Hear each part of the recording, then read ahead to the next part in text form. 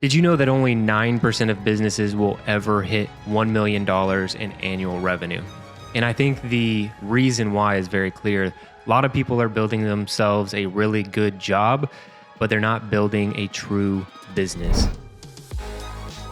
So let's dive into how to build a business over a job and the importance of each one. And I think the best way to kind of illustrate what this looks like is kind of talk about my journey of when I first built myself a job.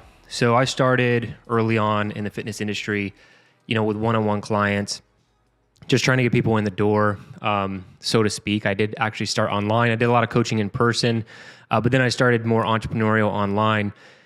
And what would happen is I would market and sell, and then I'd get a full roster, and I wouldn't be able to handle anyone else. And I tried hiring coaches and things, but the leverage just wasn't there. And so what happened was I very quickly capped myself at the ability of what I could do.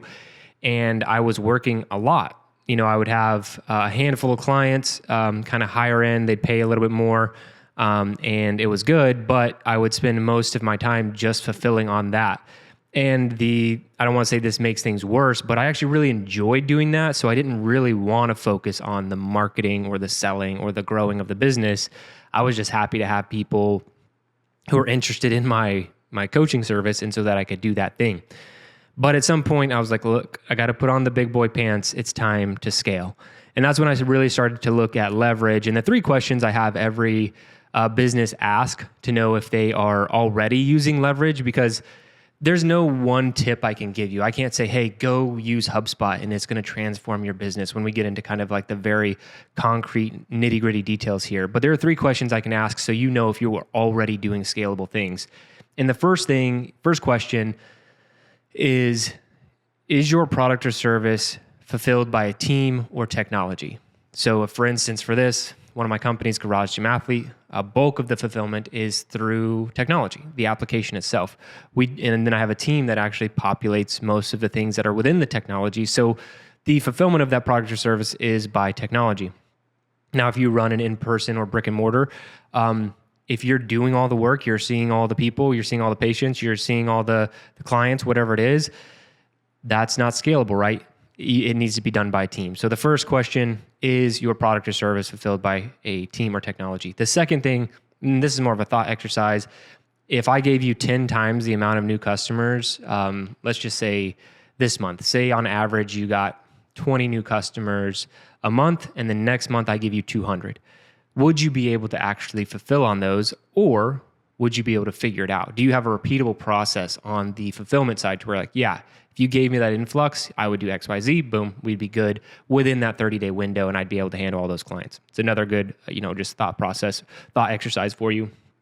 And then the last one is, do you have a documented and repeatable process for new client acquisition? And that one's really important because if you're going to scale, you can hire the team, so you're not having to do the fulfillment. You can have the systems to be able to increase your capacity very easily.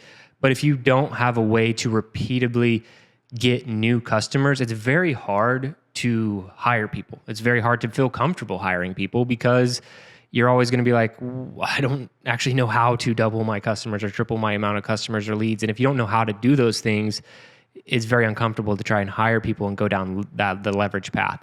So those are the 3 questions you ask yourself. Now we'll get into the 5 things that you need to focus on. And the first one is just leverage in general. Everything I just mentioned is a leverage thing. So leverage, and I'm going to kind of go, everything I mention is kind of leverage over the next couple of bullet points here, but leverage is how you scale. That is it. It's being able to utilize other people's resources to scale your business. That's why employees come into play. Or if you're taking your money and putting it in the markets, you're leveraging your capital to go earn more money for you, right? So you have to be focused on leverage at all times.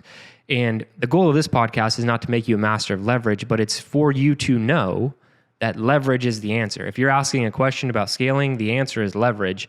Now you just need to figure out what that leverage is in for your business. So hopefully me telling you that can set you down the path of reading all the books that you need to on leverage or doing all the research you need to on leverage and realizing that that is the answer to your scaling problem. The second thing is thinking about who can do something and not how to do it. I know that's still hard for me sometimes today because I know how to do a lot of things. I have a lot of skills, technical skills. I just have a lot of skills and I enjoy doing some of these things, but you have to wrap your mind around who can do this and not always how can I do it.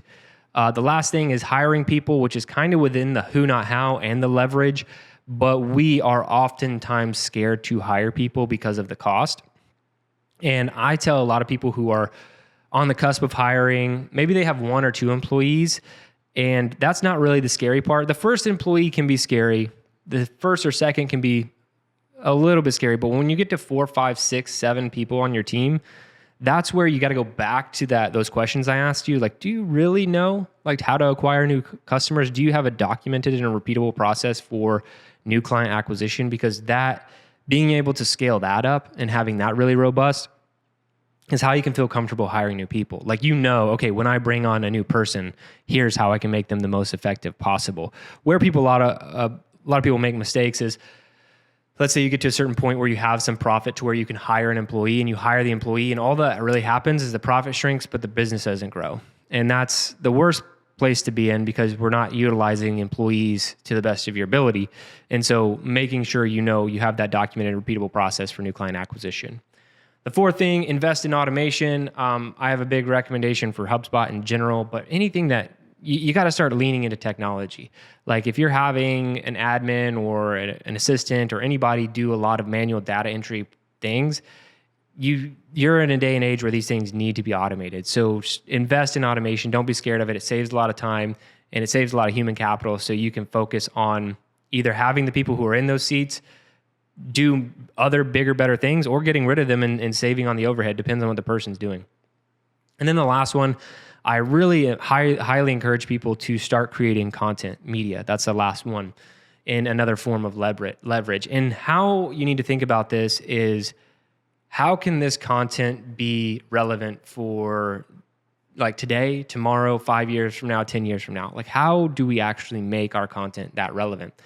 For instance, this podcast right now has that in mind. If someone's looking to build a business instead of a job and they're looking to scale, they're looking to pull that lever, and they watch this or listen to this, they will know that I'm telling you the answer is leverage. And that's the path you need to go down. Will leverage change as technology changes, as time goes on? To some degree, yes, but the answer is always going to be the same. Leverage is the answer. And then all of these other things will still be true. Those 3 questions I asked at the beginning are great litmus tests for where your business is at and how healthy it is. So what I'm trying to do is create evergreen content. And so now think about that in the terms of your business, not something that's flashy or going to get you the most views on Instagram or YouTube or whatever.